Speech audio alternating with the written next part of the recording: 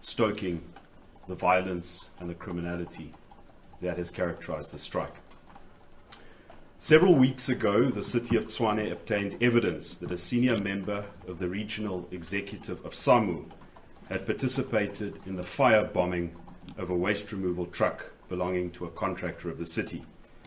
Video evidence shows a group of people being dropped off on the street. They then proceed to attack a waste truck and then to set it alight. Finally, they are collected by the same vehicle that dropped them off, and then they leave the scene of the crime. The vehicle, identified by its make, model, and registration number, belongs to the SAMU official. Of course, this evidence had to be checked and the SAMU official's version of events obtained. Yesterday, the city manager informed me that the investigators of the city had established that the official's alibi about the possession of his vehicle on the day of the attack could not be verified. And so the city manager has dismissed the official. This now leaves the question of a criminal investigation. The evidence in this matter was handed over to the South African police shortly after the incident. On their advice, the city did not release the evidence or the information to the public. The investigation is still ongoing, but regrettably, no arrests have been made. In the meantime, several attacks have been launched on City of Tshwane personnel, vehicles, and infrastructure in furtherance of SAMU's unprotected strike. The trade union has, of course, denied any involvement in acts of criminality. At times, they've also denied that there is a strike in Tshwane or that their leaders are involved with the strike. But the information now in the city's possession, including the video footage and the discredited alibi, draws a link between SAMU's top leadership and the commissioning of a crime in furtherance of the strike. Every time a waste removal truck is stoned or torched, human life is put at risk. The victims are working people who have to provide to their families in difficult times. There is no guarantee of escaping such an attack. Several city employees have been hospitalized in this way in the past 2 months. The aim is clearly to terrorize people who render services to communities, to stop them from doing their work. The reason why the city is still behind on household waste collection, why many of our streets are trashed, and why it takes longer than usual to attend to electricity and water outages is because of this campaign of terror in which a senior SAMU leader has now been implicated. I believe that it is in the public interest to release this information, as I had promised at a previous press conference, but only when such disclosure would not compromise an investigation. It is of critical importance that the people of Tshwane know what is going on and to what extent violent crime has been used as a negotiating tactic in the strike. We call on the leadership of SAMU to reflect on this incident, to stop talking with a forked tongue, and to take every step necessary to ensure that their office bearers allow employees of the city of Tshwane, as well as our contractors, to complete their work without fear. We also once again call on national law enforcement not to treat the criminal assault on the city of Tshwane as an internal security issue, a mere labor dispute, but as crimes against the state. If you ignore what is happening in the capital city today, you should not imagine that other parts of the state will not be affected tomorrow. At present, the national government is contemplating deep funding cuts to services, including infrastructure development grants and subsidies to provinces and municipalities. The reason for these cuts is to fund salary increases awarded to public servants. Public service unions enjoy tremendous political power in this country.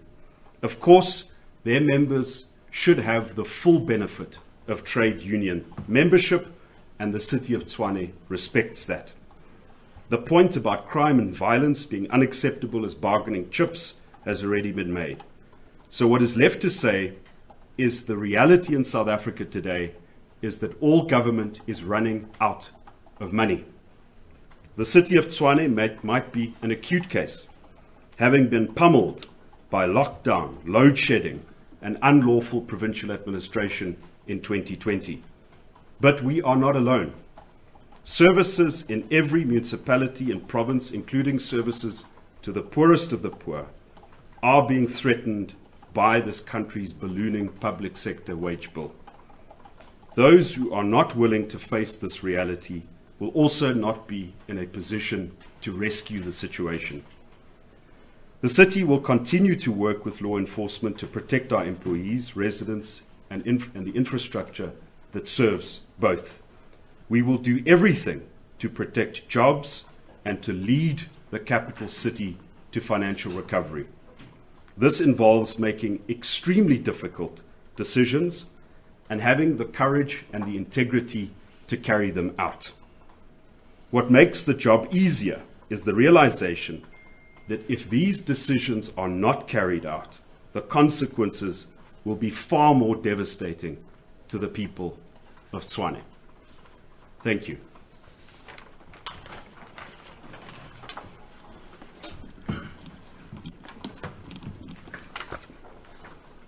All right, thank you, Ian. I don't know if the manager wants to add a few words to what you said. No, that's fine, thank you. Okay, thank you. All right, over to you, colleagues, for a set of questions. Alex, I see your hand up. Thank you. Alex Mitchell, News 24. Mayor, can you just tell us when this incident happened? On what date? When were charges laid? If you can just give us those 2 dates, please. All right. Thank you. I'll just take another. Oh, okay. That's fine.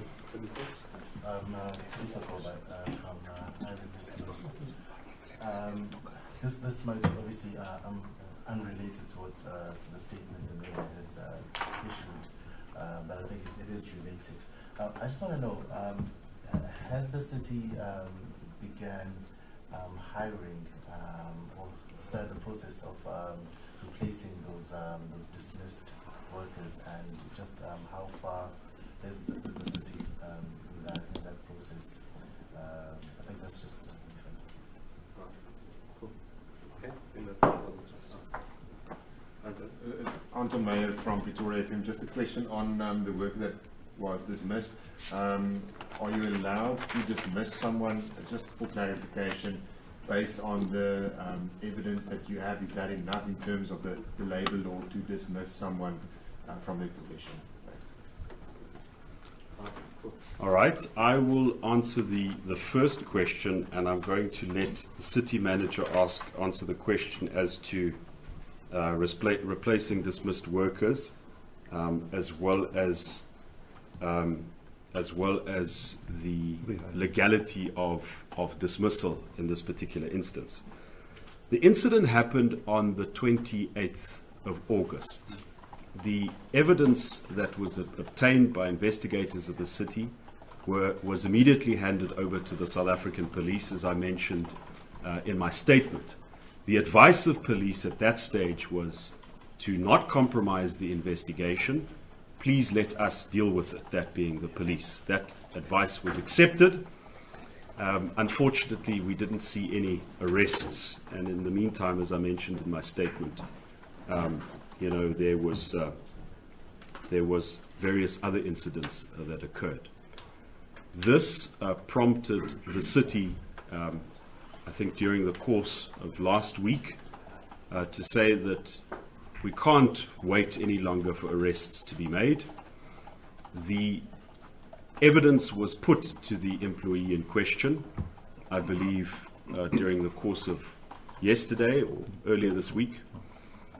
He then provided a version of events, and yesterday, before the dismissal was issued, that version of events was checked by investigators. Obviously, an incident of this nature is extraordinary. It is unlike any other form of misconduct, in that it involves the commission of a crime, a violent crime that threatens human life, and the fact that such a high office bearer of the trade union was involved, I think is probably an aggravating factor. But I'll allow the city manager to answer the questions related to the disciplinary process. Yes, thank you. We are quite solid in terms of the legal basis upon which to dismiss a worker, especially in circumstances such as these. And we have done it before. There were previous occasions where a vehicle that belonged to a worker that was used in the commission of a crime, where that was used, and we are doing exactly the same.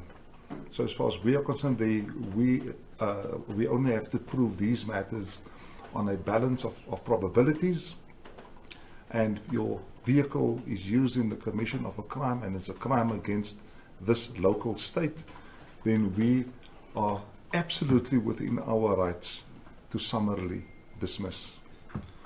On the question of the rehiring of workers, I have given an instruction that the relevant departments that have lost employees as a result of them being dismissed due to their participation in an unprotected strike, that the advertisement for the filling of those positions must commence immediately, and that process is currently underway. Thank you. Thank you, Mr. Manager. Alex, you had a follow-up question, or are you satisfied with that? Yeah, I'm not sure if it was in the statement, and I may have not heard it. Just want to know what the member's exact position is in Samuel. Thank you. Tabiso? Yes, Tabiso from Eyewitness News. In terms of again staying with this topic, I know obviously you're now at the Labour Court, obviously after abusing at the Bargaining Council. I just want to know what would be the worst case scenario? Say that I'm sure obviously there has been some modeling being done of what would be the worst case scenario if it doesn't go well in the courts. So that 600 million rand that the mayor has been speaking about, where would it come from and what would happen? Obviously, we have to move a bit of money around. So if you can just take us through that in terms of the worst case scenario, that if you're not successful, what happens? And then secondly, maybe Mayor might have to put on your political hat here. Action SA has been obviously negotiating on the side with SAMU and the other unions. There obviously hasn't been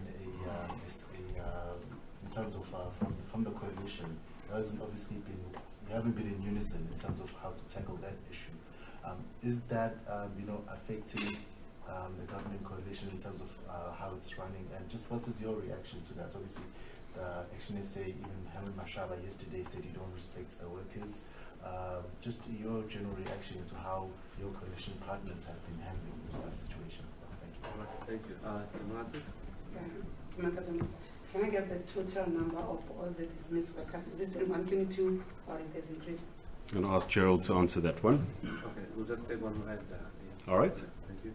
Yeah, sure. Bonso Motsepo from Kai News. I walked in late, so I'm not sure if this was answered, but I understand that the city plans to have officials go to Mamelodi with the workers so that they can collect rubbish. Do you know when this is going to start? Because I understand the rubbish hasn't been collected in about 3 months. All right. Sure. All right, thank you. Okay. Alex, the official implicated is the Deputy Regional Chair of SAMU in Tshwane. Tabiso, the question on the worst case scenario. So let's step back. The budget adopted by the city of Tshwane in June this year, supported by the coalition, including Action SA and in fact the ANC, had to face the reality that any reasonable budget, even after cuts, is underfunded by at least 3 billion rand. Now, if you adopt an underfunded budget, you also have to adopt a funding plan, a set of measures to say, how do we get out of the financial difficulties? The saving, which the city doesn't have in any event, is 600 million in this financial year. Now, the question that the Labour Appeal Court is going to answer is exactly this. Does the city of Tshwane have the money to afford the salary increases? The obvious objective evidence is that we do not. And if those increases were to be paid, it would have a financially devastating effect on the city. So the answer, I think, is the case being made before the Labour Appeals Court. But in the event that we were to lose that case, and again I have to emphasize, it will be devastating, then we will have to take this matter back to the Municipal Council. Because remember, it was the council that approved the budget, it is the council that approved the funding plan, and it is the council that authorized the city manager to seek exemption from salary increases in terms of a specific provision of the salary agreement, the collective agreement. So another point I want to emphasize, the exemption is in fact a clause in the collective agreement. It's not a breaching of the collective agreement. As for Action SA, they supported the budget, they supported the funding plan, they voted in favor of the 0% salary increases and the exemption application, as did the entire coalition and indeed the ANC, as I mentioned. Prior to that process, Action SA MMCs had been part of the Budget Steering Committee that had put this budget together. They sat at this table with representatives of National Treasury who warned us of just how deep the city's financial trouble is and the fact that we had to cut at least 30% of contracted services and make other very difficult decisions. When I was elected as the mayor, I also said this. I said, due to salary increases granted out of collective bargaining in the past, which, by the way, between 2019 and 2020, the salary-related expenses of Tshwane ballooned by 2.6 billion rand. That's one. Number two, lockdown. Number three, load shedding. Number four, provincial administration back in 2020. These events compel any responsible leadership of the city of Tshwane to make those difficult decisions. Now, before you put up a mayoral candidate or a premier candidate as a political party, you must decide, do you want to govern? Because governing this country, this city, comes with very difficult decisions. You are going to have to make unpopular decisions, and you are going to upset some pretty powerful interest holders as part of doing that. And if you don't want to do that, then you must be upfront about it. I am confident that we can hold our coalition together. As I've mentioned, the effect of granting salary increases that we can't afford, of assuming a negotiating position, creating expectations with workers that there is money, which in fact there isn't, the outcome of that is going to be far worse for the workers of the city. Not just for the residents, also for the workers. This city has been able to meet our obligations, but we are in extreme financial difficulty. And anyone who is in denial about that fact is in fact opening the door to something far worse. I hope I've answered all of your questions. The total dismissed. Yeah. All right. Yeah. No, thank you very much. In terms of the total dismissed to date, we are at 128. But as we speak now, we are busy processing other information subject to verification. But we can confirm that at least 128 has been dismissed to date. All right. Sorry, the question about waste collection in Mamelodi. I have joined waste removal trucks in a few instances, just to show solidarity with those who've got the willingness and the courage to go out and work. And in fact, a few weeks ago, I was in Mamelodi to do some waste collection. So I understand that there are parts of the city where very little waste collection has happened since the beginning of the strike. We are desperately trying to catch up on that schedule. So there's a catch-up plan, and we're trying to look at the map of the city and color in the parts where there has been either one collection or the unlikely event of zero waste collection in the 3 months of the strike, and we're working over weekends. The point that I do want to emphasize once again is every time there's an attack on a waste removal truck, all of the contractors withdraw from the area. That then leads to us falling behind on waste collection schedules, and for you to try and catch up, everything is disrupted. So this event, where a senior SAMU office bearer is implicated in the torching of a truck, is exceptionally significant because it explains the type of events, and there have been how many? 8 vehicles have been torched so far. 8 vehicles of the city have been torched in this campaign of terror. And that is the reason we're sitting with this situation. And if you imagine that you can negotiate over this to say, please don't burn our trucks, or if we pay you, we'll stop burning, please stop burning our trucks if we pay you, then we are entering a cycle of decline where criminality takes over as the negotiating framework with trade unions. We can never allow that to happen. There will be nothing left of the city if we do. Is there anything else that a technical question from the administration? I think that,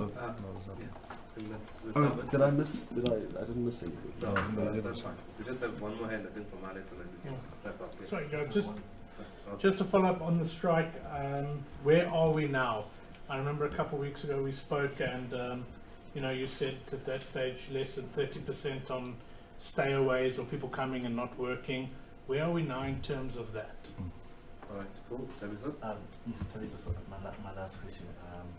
This is obviously, this is about the census. I saw a very interesting stats about the city of Tshwane. It has the largest number of homeless people, even higher than Johannesburg. What's your reaction to that? And maybe, what do you think is causing that, and any plans from the city to address this issue? Yeah. Okay. Just before, is there any other? This is the last round, colleagues, so I'm closing after this. Is there any other hands? Thank you. SABC News. Do we know how much the city has spent so far with regards to the strike? How much has the strike cost the city? And in terms of the staggering of payments, are you not worried that this will further escalate the situation right now? We know that workers are unhappy that they will not be receiving their 13 payments, their 15 checks payments at once. Are you not worried about that this will further escalate the current situation? All right, I'm going to let the CM answer the question on the 13th check. I'll take the one about the damage to the city. The homeless. All right, yeah, I'll take the one on homelessness as well. Just remind me the first one. Sorry, it's been a long day, even though it's early. Where are we now on the strike? Oh, where are we now with the strike? Oh, yeah, Alex, at its height, about 30% of the workforce participated in the strike. The height of the strike is over. Most people are back at work. And as we have emphasized in several statements, it is not the stay away, it's not the popular participation of workers in the strike that is causing the disruption. It is the violence of a small group of people trying to compel the people at work to stop working. That is what's causing the disruption. So you would have seen, well, residents would have seen an improvement in the response to water and electricity outages. There are some places where waste is being collected for the first time in weeks. We are not where we should be. The violence, the intimidation is still inhibiting the city. It's still preventing us from doing our work, from fulfilling services to residents. And that's why we believe that information such as that which we shared today is so critically important for the public to understand what's going on, for law enforcement to be held accountable, to treat this as organized crime, not as a labor dispute. So we're confident that if we can get the proper support from law enforcement, and remember we also have we've got an interdict, we've got a court order which can be enforced to obtain a contempt of court or order against the leadership of SAMU, if need be. We'll use those measures to ensure that we can restore services. But I also want to mention that although we can't negotiate over salary increases, we can't pretend that we have something that we don't. We can't preempt the outcome of the court. We are willing to sit with union leaders, at least those not burning our trucks or intimidating our staff or causing violence and disruption. And we are willing to talk about issues related to the strike, to tools of trade. Our approach has not been to be hard of heart. And that's why there are mechanisms such as checking whether some people have in fact been dismissed that shouldn't have been dismissed, or some have got a defense or a justification for their absence from work which they didn't have the chance to communicate to the city. And that's why there's a whole process that the city is embarking on. This is not about the fight. It is not about hostility. It is about creating the kind of culture that serves the residents of the city the best. It's about the long-term financial sustainability of the city, and that includes the jobs of employees of the city. In many other instances in this country, municipalities can't pay their workers on time. They use their pension contributions to fund operational expenditure. We don't want to be that. Tabiso, just remind me again. Oh, the census, yeah. Sorry, it's been a long 3 months. So it's obviously, it's devastating news to hear that the city of Tshwane is the place with the metro of the most homeless people. I think as to the cause of it, very high rates of urbanization. Tshwane has got a large rural hinterland. It's not just Limpopo, where I come from, that's the hinterland. People come from Mpumalanga, people come from the northwest. People come from across the borders of this country in hope of a better life. And very often they don't find that better life. The city, unfortunately, is not in the position to build the kind of shelters and infrastructure to support homeless people that we've seen, for instance, in the city of Cape Town. And that's why, that's where our partnerships with civil society, with NGOs, is going to become very important. What we do have in some instances are land and buildings which we can't develop at this stage. And we also don't have that expertise because, working with homelessness comes with its own dynamics. There are various factors that impact on homelessness. Mental health, economic circumstances, family structure. And there are really good NGOs in the city, for instance, the Tshwane Leadership Foundation, where we have a relationship and where we can say to them, if we can perhaps provide the land or the buildings, and we can seek out a corporate sponsor, perhaps we can start building proper homeless shelters and then handing them over to NGOs that are credible. Because remember, some of the tragic events in Johannesburg also involved where the relationship between government and NGOs fell apart. So those NGOs must be credible. It is an issue that I care deeply about, and where we're going to have to follow a whole of society approach to show the compassion of the city. And in the instances where it's possible to get people back into the economy, back onto their feet, because it's not always possible. The city will do what we can with what we have at the moment. Thank you. Over to the city manager. The cost of the strike. Okay. Oh, sorry. Let me just, So the cost of the strike, the damage of the violence, the firebombing of trucks, the waste bins of the city being set alight at Centurion Depot, the cementing close of fire hydrants, that probably runs into the tens of the millions.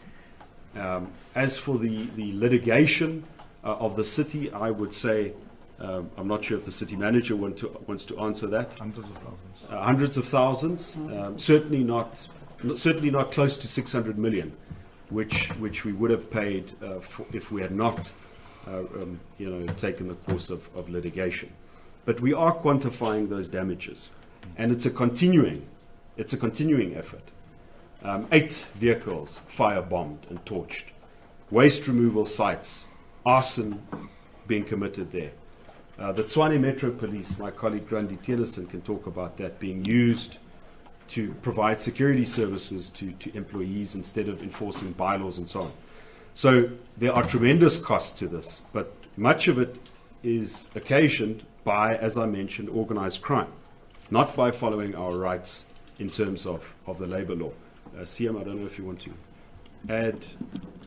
No, the only thing that I want to add to that is that we are busy calculating this number. There are lots of indirect costs.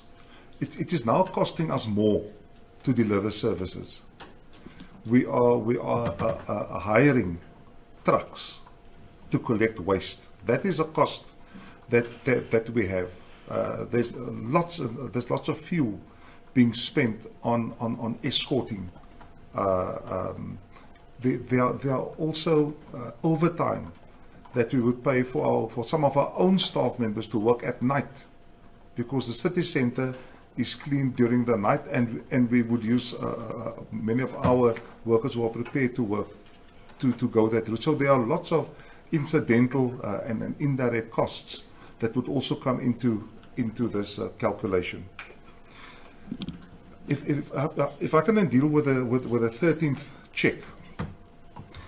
Now there are two critical points as far as the 13th check is concerned. The first is that the city is absolutely committed to honour its obligation to pay the 13th check.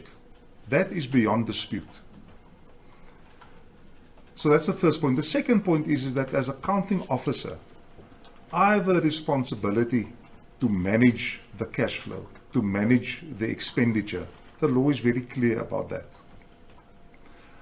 And taking into consideration our cash flow, our liquidity position, I have informed the mayoral committee, and that was also after I have consulted with the local unions, that the most responsible way of managing this expenditure that we are committed to pay is to pay it in stages over a period of 3 months, along the lines that the lower levels of our staff members, those on level T1 to 10, they will be paid as per usual on the November pay run.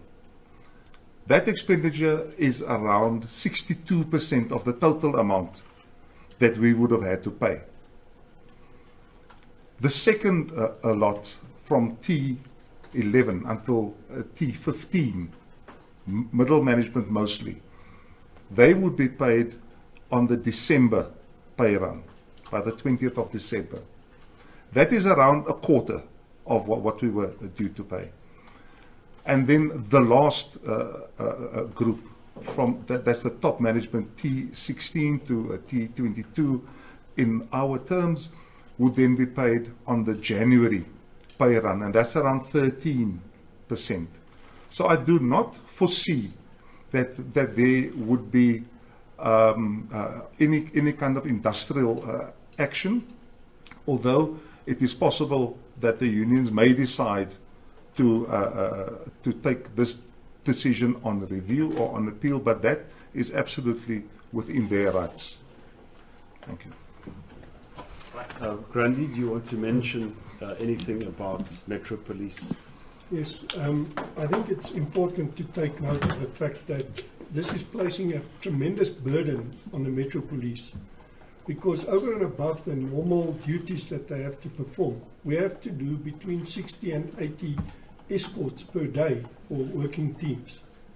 And we just don't have the type of resources, and as the city manager has said, some of the work, or quite a lot of the work, are being done at night.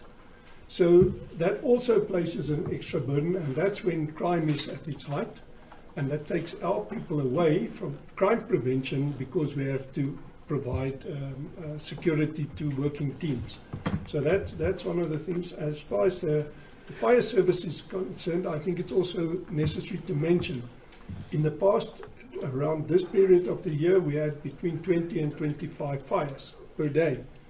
At the moment, we are running up to 60, 65 fires per day, of which many of them are set alight by people involved in these criminal activities. And that is placing an extra financial burden on the city in terms of fuel, in terms of all the equipment that's used to fight these fires. Thanks. Thanks very much. Sipo? All right, cool. Thank you very much, EM and CM. We appreciate your time. And thank you, your colleagues, for your time. And see you next time. No Thank you. No, because no one wants order. Okay, No, we yeah. can arrange that on the side. So just close in this moment. Thank you. Okay, thank you, sir. You can go back to your role. It's not a whole page. Appreciate it.